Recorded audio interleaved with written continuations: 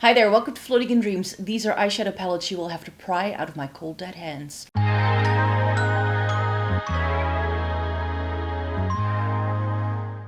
Welcome to everybody watching today. Thank you so very much for joining me. Today I have 10 eyeshadow palettes for you, which will be a bit of a trip down memory lane because a lot of these were discontinued, but for some reason I hold them very near and dear to my heart.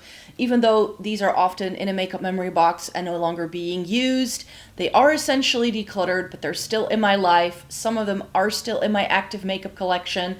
Some of them are a little bit newer, but a lot of these are oldie but goodies that I wish I could still use very often. So let me just get to it. These are the 10 eyeshadow palettes that I simply cannot live without, even though I can very often no longer wear them. So I'll start with things that are still in my makeup collection. One thing I know, next declutter, it will probably it will have to go into the makeup memory box, and that is the Love in London by BH Cosmetics. This brand no longer exists anymore. Like, that's how old some of these things are.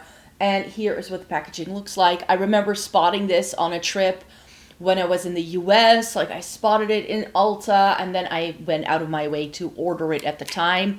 It's one of the very few BH Cosmetics palettes that really stood the test of time for me. It's a beautiful neutral with a pop of like cool tone, colorful things that I really enjoyed at the time. It's probably not as cool toned as it could have been, but I've mentioned so many times how this taupe right here is simply one of the best taupes in my entire makeup collection. I don't really get a good crease shade in here, though. That is really cool tone. Like, the lighter things are all a little bit more warm. We even get some peachy tones in here, but there are some wonderful things here. I've always enjoyed the pop of blue and gray that is in here as well. Stunning little palette. I really enjoyed using this. I don't reach for it all that often anymore, though, so that's another reason why I'm like, it's probably time for the declutter pile, but also because it is just one of the older palettes in my makeup collection at the minute. So I definitely think it's probably time to say goodbye to actively using this. I did go back to it several times ever since reviewing it. I do really enjoy it, but I have a lot of eyeshadow, so when it comes to hitting pan on those things, that's never something that's really feasible to me. I tend to only ever hit pan and use up eyeshadow, which is the eyeshadow that I use for setting my base with. But the color things, palette-related things, there are dents in some of these for sure, because they are simply older things that I've had for a long time. But I just have too many things. So that's why, even if I say like these are old things and I no longer use them, that may be why. Is this still around? I don't know, but I think the ColourPop That's Taupe is one of those palettes where I'm like, yeah, she's that gal. I could not live my life without That's Taupe in my life. If I stop using this, if this ever goes into a declutter, it will go into a makeup memory box. If this goes by its prime, you could say, or if it's past its prime, would be the saying here, but I still like this. Probably something I would like to use again in December or January. I love these kind of tones in like the winter season on me, especially for the festive season. This like really simple, like cooler toned eye look with like a red lip.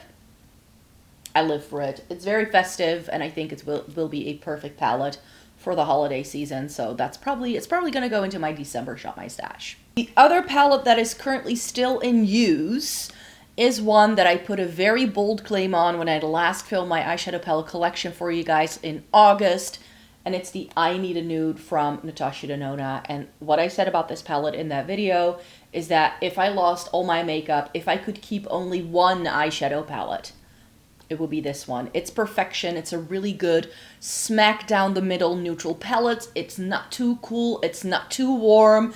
It doesn't have too much depth, and yet it still has interesting textures that work really well on my face. And I just love the Natasha Denona formula. So this palette is everything to me. It's essentially everything that I could ever want from a neutral palette. If you get just one neutral palette, make it this one. That's essentially how I feel about the I Need a Nude. It's just perfection in my book. I like that we get a range of colors in here. It does go from light to deep, but like I said, nothing in here is going to be too deep. I think if you have deep skin, you may not even like this all that much. And I've heard a lot of people say that this is a cooler tone palette. It's not cool toned if you do have a cool undertone. That's why I like to think of this as a more like smack in the middle neutral palette. It's not skewing too warm toned, but you do get a little bit of warmth. You don't get too many cool tones, but there are cool tones in the palette, you could say. So whichever way you blend this color story together, it's always going to be a very neutral, very effortless look. This comes together within seconds. I love it. It takes the brain work out of any eyeshadow look you do. It's just perfection in a palette, so that's why this had to make the list. And of course, where would we be with that by Urban Decay Naked 2 and 3? So technically this is 11 palettes, but I did something a couple of years ago where I rearranged a lot of my color stories of these older palettes to get more use out of them. I do have both the Naked 2 and Naked 3 in a box, in backup, in pristine conditions. Those have never been used. And together, the Naked 2 and Naked 3 and a palette that I'm going to be mentioning in a second were the three, like my 3 all-time favorite neutral palettes, where I said, okay, if these were ever discontinued or if they like expire on me, I'm going to be buying backups of them. And that's what I did with the Naked 2 and Naked 3 because they were discontinued before they ever expired. I have the still new in-box full-size palettes for both of them. But what I did a couple of years ago is that I took my favorite shades from the Naked 2, my favorite shades of the Naked 3. There's something rattling in here, so I hope it's still okay. And I put it together in a new color story. And if you were to ask me, Micah, what would be your ultimate color story, your favorite color story if you were to ever put out a palette yourself, this is what it would look like. It would be cool, neutral with pops of like pinky purple, like mauvey tones. That's what I would go for. And you can tell that this is an older palette because this actually has the signs of usage. You can see the dent I have in this shade here. From what I remember it being called, it was like, I don't remember what it was called. I think it's from the Naked 3 though. But yeah, I just really enjoyed Naked 2 and Naked 3. I thought they were really good palettes. I didn't love all the shades because those palettes also had some warm tones in. And I hope this shows you, like, if you take out all of the warm tones, it's just perfection. If I ever have the opportunity to create my own palette, this. This is what we'd probably end up with like more fun shimmers. Like this is a little bit too satin now for my taste. We have so many more interesting textures when it comes to eyeshadow formulas. That's why I like the Natasha Denona so much. So yeah, this kind of like color story, and then with like some mattes, some shimmers. Like I would probably not put in too many mattes because I don't love mattes. I like satins though. Satins can work in the crease too, people. So satins are a little bit more versatile, I find, and usually satin formulas are easier to blend as well. And we all know how I feel about blendability in an eyeshadow palette. The next palette you would have to pry out of my cold dead hands, not because it was the best palette ever, but because the packaging is so fun. Yes, sometimes I'm also that shallow. It's my LA Splash Classic Horror palette. I never got rid of the sleeve. This is a beautiful palette that has all of these like zombie, vampire ladies front and back. This is the back of the palette.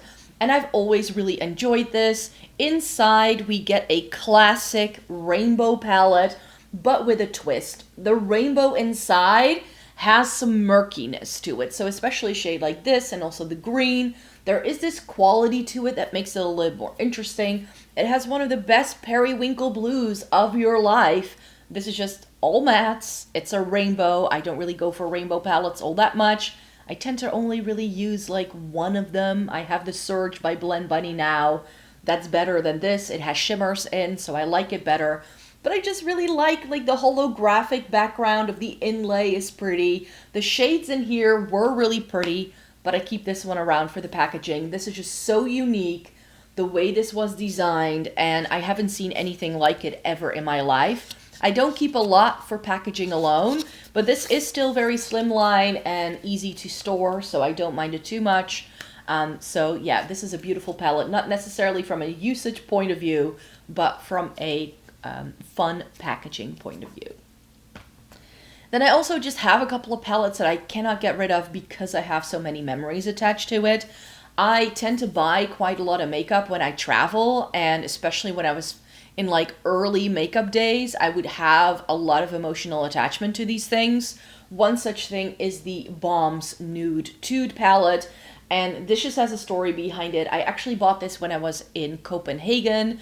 Not the last time I went, because I went last year, but the first time I went, back in 2014, I did this massive interrail trip. I was in between jobs. I wasn't having the best year that year, and this trip was like sort of me getting back on track, quite literally. So if you don't know what an interrail trip is, it's where you take a train journey across Europe. They have special tickets, and I did 10 journeys in like 3 weeks, and I went to like, I don't know, 8 different places. It was a good trip. It was a good trip. And I bought this on the final destination of that trip, which was Copenhagen. They had this in And Other Stories, which feels very random. The Balm as a brand was not sold everywhere in Europe at the time. I saw it on that trip in Spain. I did see it a couple of years later in Italy as well, and then Denmark. And the fun thing about this palette is, not only does it remind me of that trip, of that period in my life, but it also is just really fun that I was able to buy it in such a random place for, hold your horses, €2. They were doing a massive sale because And Other Stories was going to discontinue carrying the brand. So they just had to get rid of everything. And I had never tried the Balm before this. This was my first thing. Or maybe I did buy one thing before. I don't know. But I bought a couple of things from the Balm around that time. And this was one of the first things. And to get it so cheaply, because these palettes retailed for around €40, like full price. And being able to get it for so cheap was just mind-blowing to me. So yeah, this was... the palette itself is pretty as well. We have the ladies, of course, who have their body parts covered up by the pans, which was always like fun with the Balm. They always had these quirky things when it comes to packaging. As far as the brand goes, they did come into stores in the Netherlands a couple of years ago, but they were gone very quickly. And so far, I don't really know how well the brand is doing anymore. I know that in the US, they used to be sold at Kohl's. Maybe that's still the case. I don't know. I haven't been to the US in a couple of years, and definitely not to a Kohl's for that matter. And this brand is just one of those things where I'm like, yeah, it's such a sad thing to see them go because they had really fun things. It's just that in terms of innovation, I definitely feel a lot of makeup brands just moved on and they sort of kept doing the same thing and kept sort of repackaging older products that weren't necessarily better than things they had done before. I do still have all of the bronzers and blushes that I used to own by the brand, and I used to own the Mary Luminizer, who remembers that, and I hit pan on that thing. So yeah, the Balm and me, I feel very nostalgic for this brand, and they do some really wonderful things, I find. Then remember what I said about Urban Decay Naked 2 and Naked 3 being 2 out of 3 palettes that I would repurchase if they ever expired on me or if they were discontinued. I felt similarly about the Lorac Pro 3. This is the 3rd palette in that lineup. This, for a very long time, was my favorite neutral eyeshadow palette. And I've always said of this palette that this is the eyeshadow palette that taught me what looks good on me. Before this, I had tried all the popular products, the Too Faced chocolate bars, and I had them all. But it was this palette in particular that made me realize what looks good on me, and that's things that aren't too dark. A lot of things were just too dark. Everything showed up as a smoky eye. A lot of things were very warm toned. And this, it has warmth in. I like this sort of like yellow tone we get here. But if you ignore that, you can see how neutral this is. And now I'm looking at this. Hold on. Hold on. So if I'm putting these side by side, this is the Natasha Denona. Here's the Lorac. Do you see how similar these things are? So it's no wonder that I like the Natasha Denona so much. That's what I'm trying to say here. So yeah, Lorac Pro 3 was a beautiful palette. Again, Lorac is one of those brands that really fell by the wayside for me. They kept doing a lot of really beautiful things. I'm not sure how well available they are in the US. For a hot minute, they were for sale within Europe, but it took them years to become available on the European market. And I definitely think that by the time they did that, they were already past their prime. Like, nobody was like hyping them up the way they used to. I remember going out of my way to try and get my hands on Lorac eyeshadow palettes. I booked a trip to Miami almost specifically because I knew they had access to Ulta there, and that's where I actually purchased my very first Lorac Pro palette. It's a whole thing. It's a whole thing. I used to do some silly things for makeup, you could say. I didn't just go to Miami for makeup, though. I did go to Miami because I wanted to go to Miami, but then I found out they had an Ulta that was easy to get to, and I was like, okay, because I don't really drive. So if you go to the US, that's an issue because everything is car-centric. But yeah, that's definitely something here. So this is, again, very nostalgic. Lorac as a brand is really tied into like US trips and traveling and doing all that. So there's definitely nostalgia behind that. But this is also, as part of my makeup journey, this palette was pretty essential in me figuring out what makes me feel the best about myself and what I feel looks great. And this just taught me that I just love this. And of course, if you don't know these palettes, full row of mattes, a full row of satiny shimmers. Nothing was ever too intense with the Lorac formula, I feel. A lot of people didn't like this because Medallion was a little bit more glittery. I remember like this being a thing, and I'm like, just use a different brush. And people were like trying to dust it all over their face. I remember not understanding that. And you can tell here I have quite a few dents in here. Rose Bronze has quite a big dent in. I really liked Clay for my crease. So there are just some really good staples in here. Light Pewter as well. I used to have 4 of these palettes in my collection. I had the Pro 1, Pro 2, Pro 3, and Pro 4, but I gave them all away or decluttered them over time. This is the only one I truly feel any sort of connection to, so that's why this gets to stay. I never did get to repurchase it, and now that I have compared it to the Natasha Denona, I'm like, yeah, that's pretty similar. So I still know what I like, and I like what I like. So yeah, there's definitely that. So yeah, love those. Then I have, again, a couple of very nostalgic things that are tied into like travels for me. That's the Kat Von D Metamorphosis palette. So again, Kat Von D or KVD Beauty was really difficult to get at the time. I think they were only ever exclusive to Sephora anyways. Again, a brand that took years to get to the European market. So if I bought it, it was on a trip in the US, and that's how I got my hands on this. This, I feel like this very much, again, also in terms of like makeup history, is showcasing where so many of the palettes we have nowadays just come from.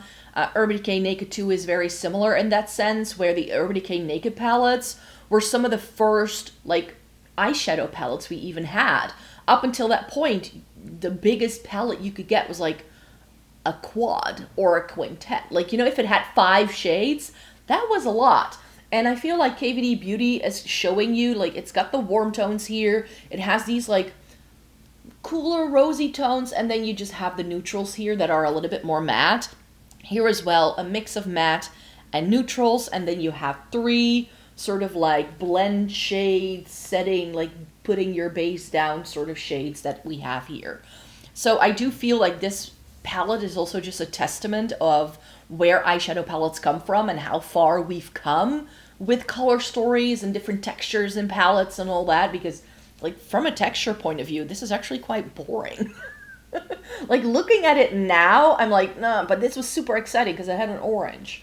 Like at the time, that was revolutionary. And I definitely think that this was like the foreboding of all of the orange that we got in 2016, because I do think this is older than 2016. I definitely think I must have bought it on a trip in like 2012, I think. So this is more than a decade old. Then the next thing I want to show you is just a showcase of one of my favorite color stories, which is a cool tone color story. I love cool tones, and one of the best cool tone palettes I have ever found is the Lime Crime Venus Immortalis. This brand is no longer around. If we talk about controversy, look them up. They were they made some questionable choices, you could say. So no wonder that the brand went defunct in the end. They stopped doing makeup at a certain point, and now they're only doing hair, if they are still around. But for a while there, these little Venus palettes were just everything to me. I still have my 2 bigger palettes in my makeup collection. Those were a little bit later, I feel. But this is just beautiful. It's just something I don't reach for anymore.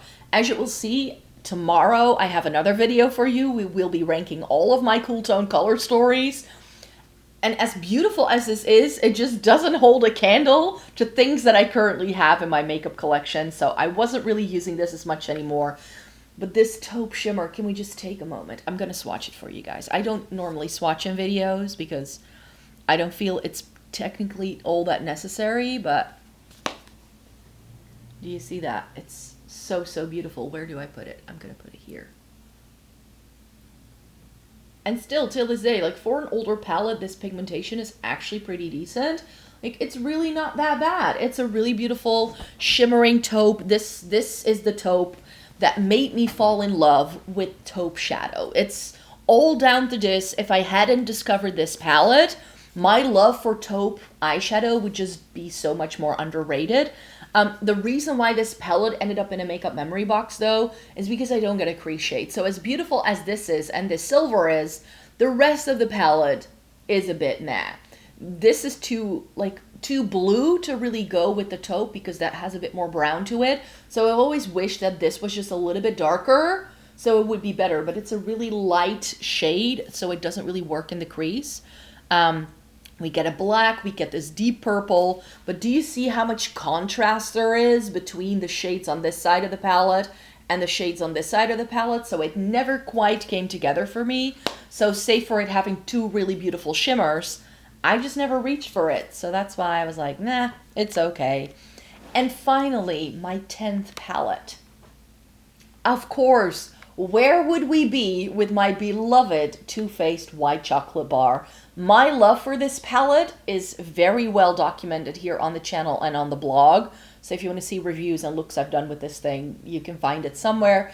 I decluttered this only this year because it got too old. I used it for the last time in January, and that's when I noticed that there was a little bit of a change in the formula.